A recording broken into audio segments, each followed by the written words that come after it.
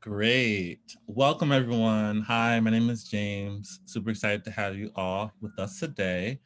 This week is Co-Direct, where we share organizational updates and offer space for members to co-create and discuss and make decisions with us. So super excited. We have a ton of announcements, so bear with me. And then we have some discussion pieces that we're gonna jump right into. So for the first one, I'm really excited to say, we recently hired Paige Curtis, who is our Culture and Communications Associate. So just want to introduce her to our community, to everyone here.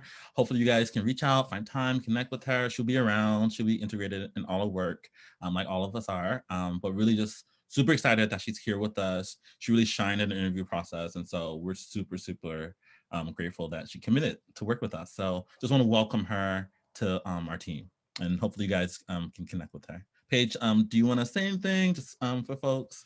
Introduce yourself a bit. Yeah, sure. Thank you, James. Hi, everyone. I'm Paige again. I'm going to be joining as a new Culture and Communications Associate. So I'll be supporting the whole team, but largely James and Sierra on our culture and comms work. So we've probably seen a lot of me in these meetings. I'm from Atlanta originally, so kind of newish transplant to Cambridge. I've been here for a couple of years now, and really excited to just get to know you all. So just thanks for having me. Thanks, Paige. Continuing with our announcements, as you guys might remember, last summer we had a summer series with the United Federation of Worker Co-ops. Esteban and other folks came and we got to learn a lot about co-ops. In a similar vein, we are going to be launching a summer series that starts next month in June. That's going to sort of have a similar structure to that. However, the focus is going to be on participatory planning or participatory budgeting largely. And so we're going to hopefully, right now, we are connecting with a few of our partners that sort of engage in that work and inviting them to participate. I think last year we only had one organization that sort of covered a lot of different things. This year, we're hoping to have a couple different organizations in those 2 months to cover participatory planning in a lot of different contexts. So hopefully, and just community governed funds in a lot of different contexts. And so we're hoping to really learn a lot. Hopefully you guys can tell your mom, tell your friends, tell all your people to come through. I think it's gonna be a lot of fun. We were actually just talking about it today. And so we're gonna curate a really strong 2-month sort of workshop schedule, and hopefully you guys can come through and participate with us. So just want to give you a heads up about that. Also, in addition to that, we're going to be, we've actually started to plan our gala. As you guys might remember, last year we had our first virtual gala, Gala Virtuale. It was the Wiz themed, and it was fabulous. And so similarly, we're going to be curating a similar event. And the thought here is to do it in collaboration with some of our partners in the movement. And so this year, we're going to be executing a gala in partnership with BAMS Fest, King Boston, and what am I forgetting the last one? Oh yeah, UCB, who we partnered with last year. And so, yeah, it's going to be 4 of us. We're really super excited. Right now, the date is June 24th. Hopefully you guys all come out. We're going to be announcing, I think we're going to be launching the ticketing probably in the next 2 weeks, top of June, I think we said. And so please look out. It's going to be a really great event. Also, it's going to be disco themed. And we're super excited about that. And there's also more to come. We might be sort of promoting our event with other our partners events. There's a whole month where they're going to be focusing on Black music in June. And so one of the things, our event is sort of in partnership with that effort. But yeah, just want to let you guys know. And also, if y'all are interested in helping out and being part of this effort, we would love any support, volunteers to help us move this work forward. So please reach out to myself or Sierra or Paige, and we'll definitely connect y'all to this work with us. Super excited. The next announcement is our August rest month. And so y'all might remember last year, we took August off. honestly, since we did that, everyone and their mom has been doing it. So, it's been really something that we're hoping everyone, starts to model and starts to practice. I think as an organization that's building a new economy, a new ecosystem, we want to really make sure rest is part of that practice and time to take care of yourself. And so we've decided that as an organization, we're going to not have any member meetings in the month of August. We're still going to be obviously operating, but as an organization, we're not going to have any external meetings as staff members, and then and we're asking all member teams to pause in August as like a time off, and then to come back in September, where we'll have a pretty strong like sort of fall program ready for y'all. And so really just wanted to announce that formally to everyone. It'll be in our comms, I'm sure, but just really want to let y'all know that that's sort of the practice that we're taking for August. And so with our summer series, that's going to be sort of our last, and our gala, those are going to be like, or no. And then we're going to have Fubu, which is another event that y'all going to hear about. That will be the sort of our last event before we sort of take a August break.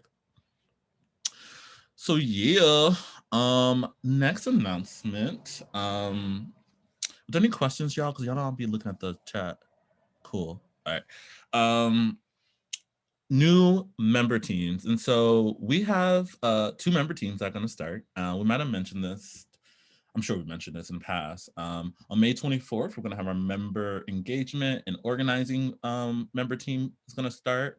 And our coalition policies and planning. And the member engagement and organizing, just to be clear, that is a space to really promote member engagement within all the member teams, to coordinate and organize and support those member teams to sort of like be engaged and like do the work. And so they're really going to be one of those people that I think people are going to engage with once someone like signs up for a member team, just to make sure that they are like connected to the right people and able to do the work that they want to do. So if you're someone who's like really interested in just like who likes to welcome people, who like is interested in just like coordinating that along that side of us, that would be a great member team to be part of. And I don't know, I don't know who's I think Nia's been working on that. Hopefully I didn't frame that. Yeah, CR, do you think anything I should add there about that member team? Yeah, no, I think that you framed it perfectly. We're hoping that this team will help us steward and enhance the member experience overall. So, everybody feels like when they join Ujima, they know exactly what they're doing, that they have like a little team to go back, life raft, doing a little bit of orientation and, other kinds of events for new members. Great. Thanks, Sierra. And then alongside that, we have our coalition policy and planning member team that's going to be launching. We're super excited about that one. As you guys know, we're part of a number of coalitions. And so this is really going to be a space where we're engaging our members to like support our place in these like coalitions. And so like you guys know about the Black Mass Coalition. There's a number of other sort of like group collectives that we're part of. And so this member team will sort of support us in coordinating all of that and be part of it. And I think it's a really cool opportunity because you get to meet a lot of people from all around the city that are sort of like really tied to this work, and you get to collaborate with them. And I think it's an opportunity that many people don't have. And so we'd love for y'all to just check it out. We have a lot of interest already, but I think it's going to be a really sort of active member team. And then coalition policies and planning member team is going to start on May 26th. So if you're interested in that, make sure you're here. We've already started to like plan sort of the like general foundations of these member teams, and so we'll have something to start from. The next announcement is, and we've made this announcement a couple times, but just want to last time mention that we're going to be doing staff rotation. So I think, as you guys know, a lot of us are sort of assigned to certain member teams, and with Paige coming on and just it being a new month, we're gonna officially have people assigned to the right member team. I think we're gonna probably start officially next month, but just wanted to let y'all know that that's coming. So you're like, oh, this staff member is not usually here. Know that we're switching things up. The last announcement is that we're gonna have a member team peer learning a presentation maybe from the arts and culture organizing team in June. And so would love for y'all to come through just to give you just to remind y'all about what those are. I think these are spaces for member teams to just share sort of what their experience is like, what they've learned, the challenges, opportunities that they have in their member team, and for us to just sort of like support them and whatever they're dealing with and hear them out. We've had similar sort of practices with other member teams with the shared sort of their wins and challenges in their work, and so it'll be a similar sort of concept here. And we're going to have that arts and cultural organizing team is going to present next month. So hopefully y'all can come through for that. And yeah, so that is all the announcements that we got. I know it was a lot. But any sort of reactions, thoughts, questions? You know, we're not gonna go into deep discussion here, but I'm happy to answer any quick sort of like things that folks have. I just want to lift up a question that was in the chat just for the sake of the YouTube. John asked, when would these new member teams hold their monthly meetings, and just wanted to clarify that that decision will be made by the team during their respective meeting. As a team, as a staff, we didn't want to make the decision for people's schedule. So that's why we recommend that if you are interested in being part of either of these teams, to show up on May 24th and May 26th, so that you can decide what's going to be the rotating monthly date for the team. Mm-hmm. And actually, thanks, Johnny. It's May 27th for the coalition planning team. So coalition policies and planning is May 27th. So if you are interested in that team, please come through. That'll be our first meeting. So I'm gonna pass it to you. Is it you, Jenny? I'm passing to you. Yeah, I'm gonna pass it to you for some discussions.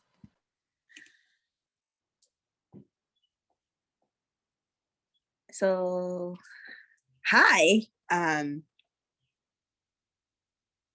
Hi. I get distracted when I'm reading the chat and I realize that I have to continue talking. So I apologize for that random pause.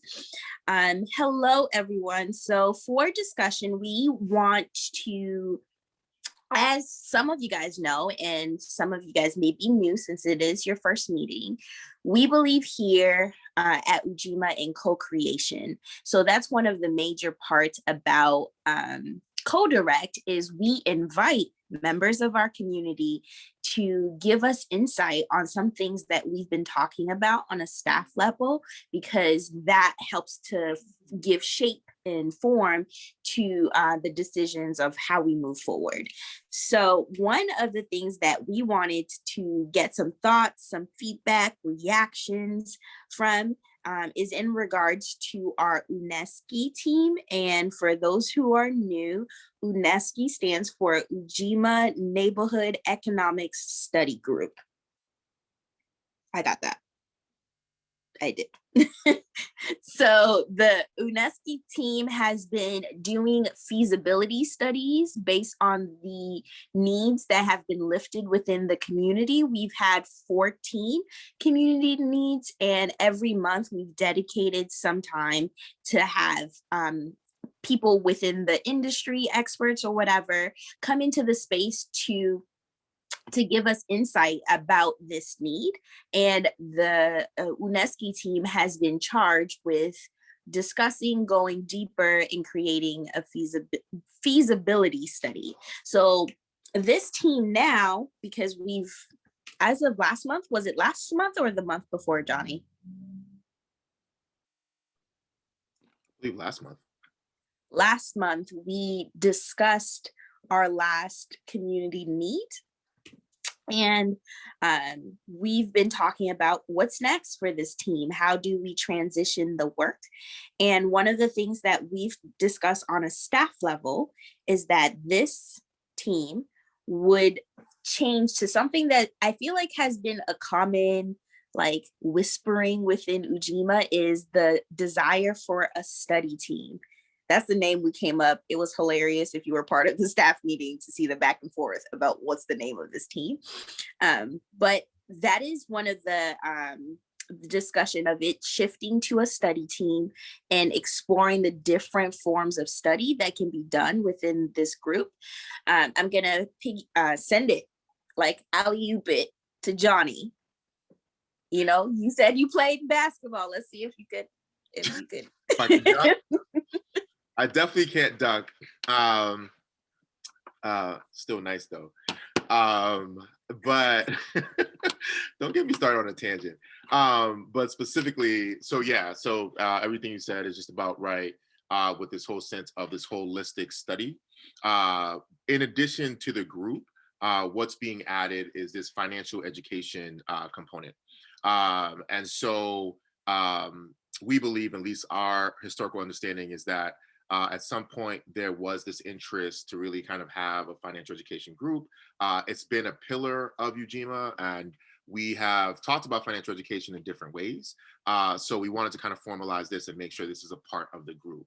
And so when we talk about financial education, we've known through conversations with UNESCO, there's been, you know, within the feasibility study, there's also been this heightened focus and somewhat void in really applying the financial, I guess, analysis to a feasibility study. And so what does that look like? And so one of the ways that we thought that would make sense is to add this financial component that we've been wanting to add for a while now, or continue. And so pretty much we're kind of merging this old concept that we've really kind of had for a while to this existing structure that we currently have. So now you have UNESCO being joined with this financial education component, which forms our study team. So which kind of makes that study holistic. I can't tell if you're gonna crack a joke or look at you dunking and whatnot. Okay, I tease all the time. It's part of the nature of our staff.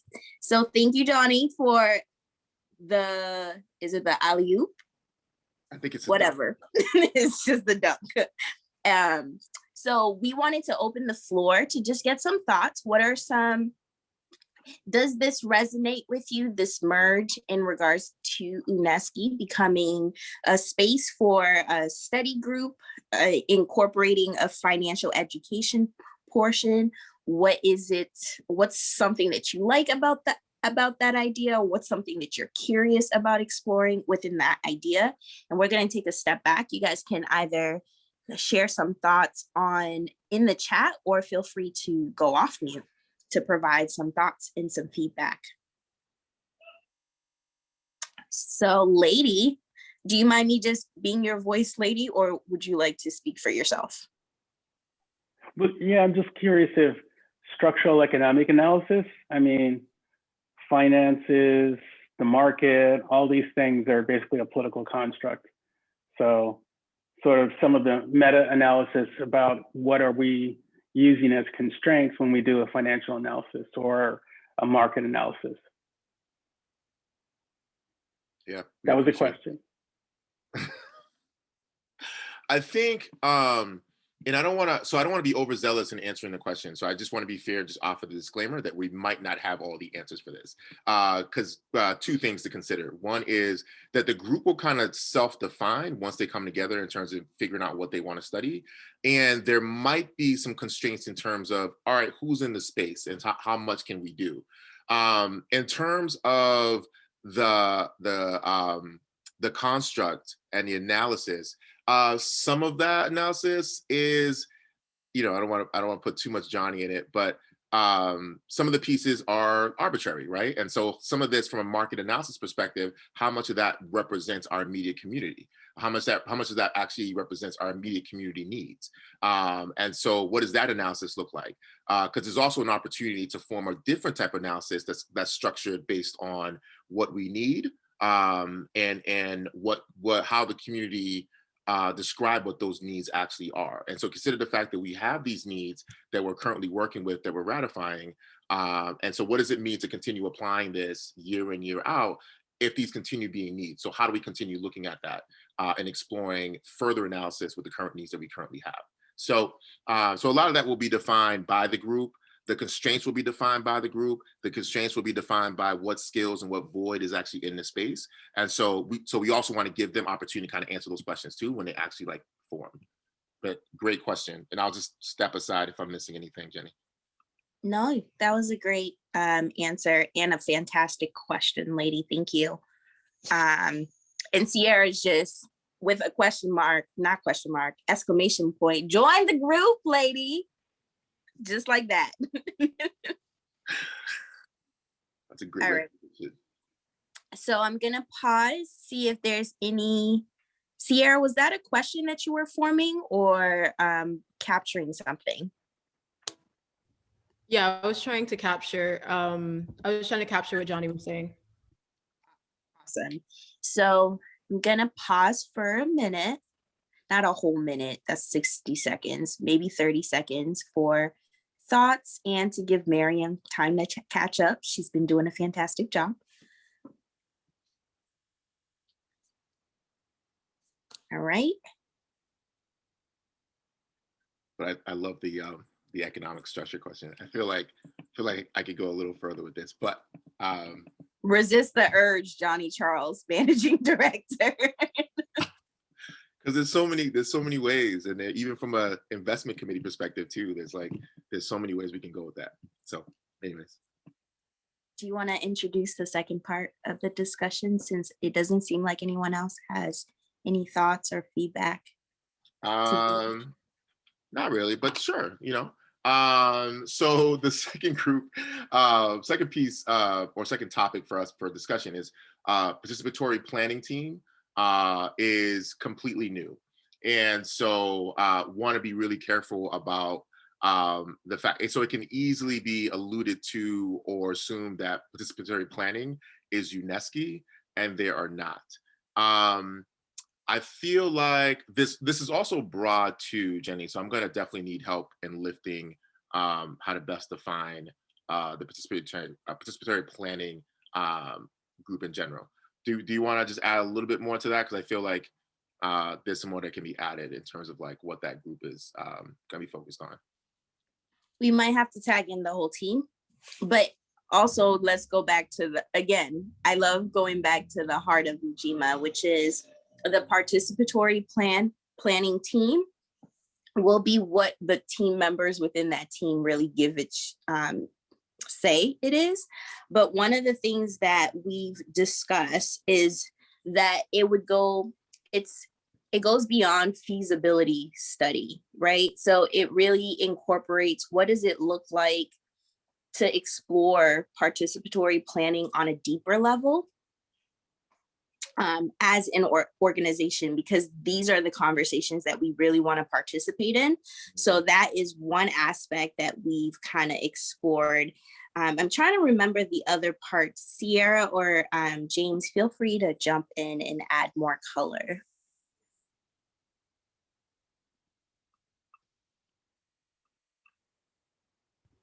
Yes, I'll jump in. Okay, so the participatory planning team would really be helping to support a lot of the assembly and, democratic vehicles by which we make decisions. As y'all know, the assembly is our main space, as well as the surveys, everything that we send out to y'all, these are all our democratic vehicles, the ballots, everything that goes out when we're like, hey, we need names of businesses, all those things are what helps drive Ujima and helps us make these decisions on, what our investments will be, et cetera, et cetera. So the participatory planning team will be helping to support those efforts and making those decisions. So a lot of power in that group, designing ballots and thinking about consensual decision-making and all these other buzzwords that we talk about over here at Ujima. So basically helping us to stay democratic. Helping us stay democratic and holding us to our values, yeah. Yeah, so that's a very great, thank you, Sierra. You always add fantastic color to anything because you just got it like that, girl. Just got it like that. Thanks. So yeah, as you guys have seen, we've had an assembly in February, and that was a lift for the team, and we definitely want to invite members within that process. So just wanted to, again, make space. Yeah, and UNESCO team actually took a very active part in helping shape an event within the assembly week. So that was pretty awesome. And I'm going to read out loud some of the thoughts that Sierra is dropping in the chat just for the sake of the YouTube.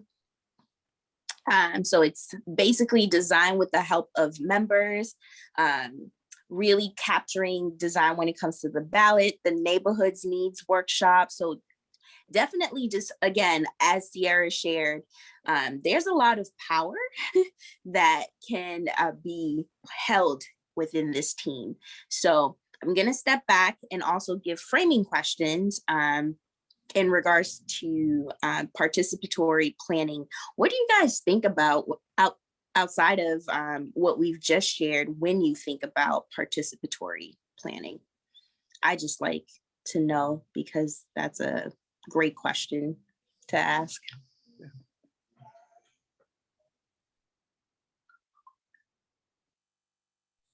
And y'all, we got 19 minutes for this discussion session, and I'm a firm believer of being quiet, like a therapist, just holding space, like this. Okay. Well, I think of selected versus elected. You know, you can have all kinds of good intentions and et cetera, but if decision-making power is not actually shared, you know, it's something that they talk about now. There's the industrial nonprofit foundation complex, and they're waking up and starting to do participatory, and you can listen to us tell you what you need, what we need, but if you don't actually seed real decision making to some extent, then it's like the BPPA. Oh, that's variously known as the Boston Public Displacement Agency, or the Black People Displacement Agency, but it's basically what used to be called the BRA. Such a rep for racism, but they decided that the way to resolve it was to rename it. So they reimagined it without actually reimagining it. Lady, was that an urban planning group? Is that what you're talking about, the BPDA? No, that sorry construct is what passes for, okay, so basically a lot of lived experience. So like the 60s, the 70s, these were things that, you know, were resonated with me. So we had urban renewal, which we considered like ethnic cleansing, or urban removal, because they would just like get rid of Black people, tear our houses down, put highways through our communities, right. All kinds of mess. So then there was this renaissance where they said that they were going to do community planning, and it's going to be, the urban policy is going to be really for community benefit.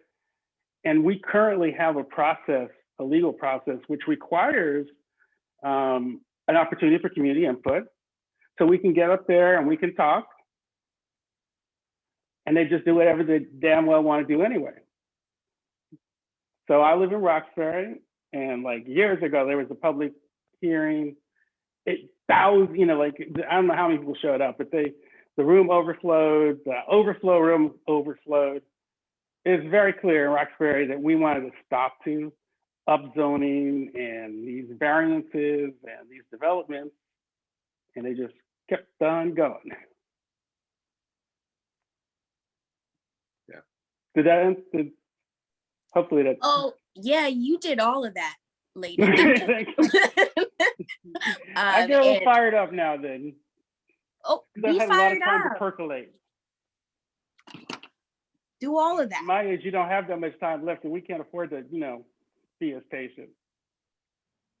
I appreciate that. Thank you for lifting that. I do want to respond to that, but I feel like Louise also has a question as well. But thank you, lady. That was like amazing for a lot of different reasons. Yeah, but I have two. It's not just the Blacks that are against this BPPA. Like when West End was first done, I was around then, they just talked about the whites that were displaced in the West End. They didn't talk about the blacks until when the civil rights came, and they called them a bunch of racists. So then they admitted blacks lived there when they could get the sympathy. You know, they used the blacks and they said, oh, they got along so well. They said that was kind of exaggerated, but it's, and also the whole thing with it, I think South Boston might have been next because they called up the urban area of people, it's slum if people hung their clothes out on clotheslines. Then they were going to say people sit on doorsteps, and people do that in South Boston. But if it was a black group with the West End, they might not have been so much outrage. When they talked about whites displaced, there was a lot of outrage, and they put a stop to a lot of that. And the whole thing, the BRA was started for the urban renewal. And what Michelle Wu said, you know, Mayor Walsh promised, even in South Boston, they were against it because they do building they don't want to.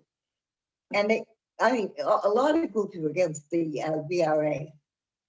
But the whole thing is, Mayor Walsh promised to take the planning department out of the BRA because they said there was a conflict of interest because the BRA owns property and they make money off development. It's not just participatory, they make money. And we said the planning should be taken out of that, but instead he changed the name. You know, it's Michelle Wu wants to get rid of the BRA because the BRA is living off, well, it shouldn't be in planning because they're living off the money, and they're getting those high salaries from when they're living off the real estate. And like, I think participatory, but sometimes the neighborhood meetings, you get mostly homeowners at the meetings. I think with the internet, I think he talks about participatory. Not everybody has internet connections, and sometimes the most effective, or even if they have internet connections, they wouldn't run into this. You know, because you run into, because like on Facebook, you get to your friends or something. But I mean, Facebook is getting discouraging. It's encouraging now. They're starting to talk more about low-income workers not getting paid enough and exploitation. There's getting to be a movement now. Yeah. And thank you so much, Louise and Lady. I think there's a couple of things that come to mind.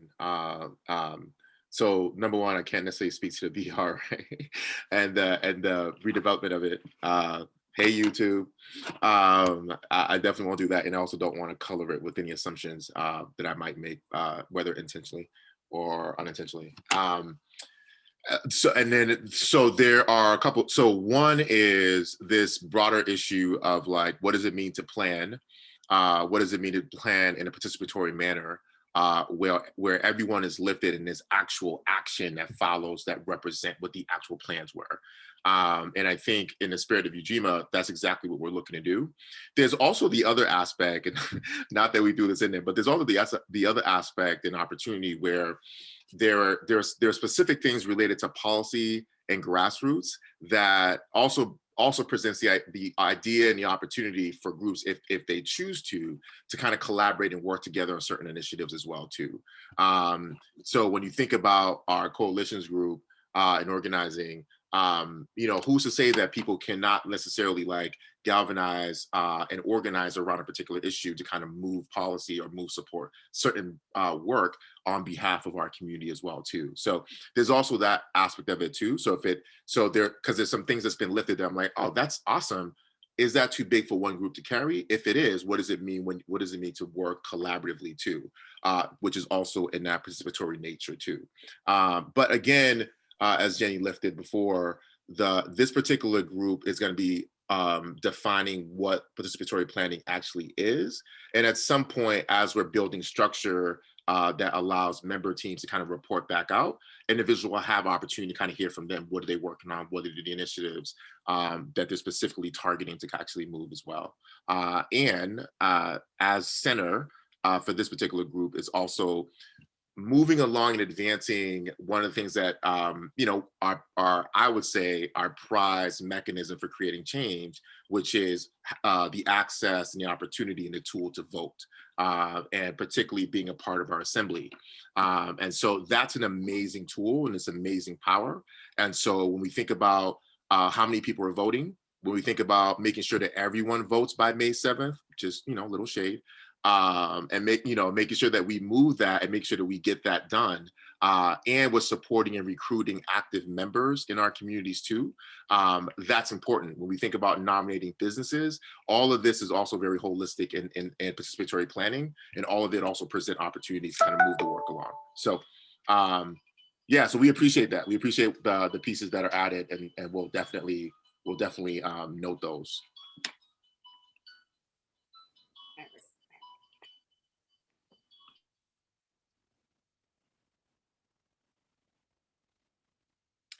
One thing that was lifted in the chat was a question thought from Sierra. How can this space be a counter to what we're accustomed to that project, but really in general, what we're accustomed to, which is a whole lot of talk and not a whole lot of action. Let's be straightforward. So that is a great question. If anyone wants to go more in, we have 10 more minutes for discussion before breaking into groups. But thank you so much for the feedback in the engaged conversation from you guys. Lady, thank you. Louise, thank you. You are always a wealth of knowledge. And lift to those that are in the chat as well. Yes.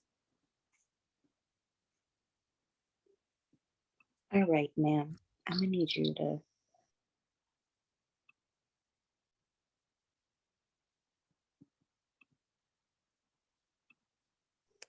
So making space.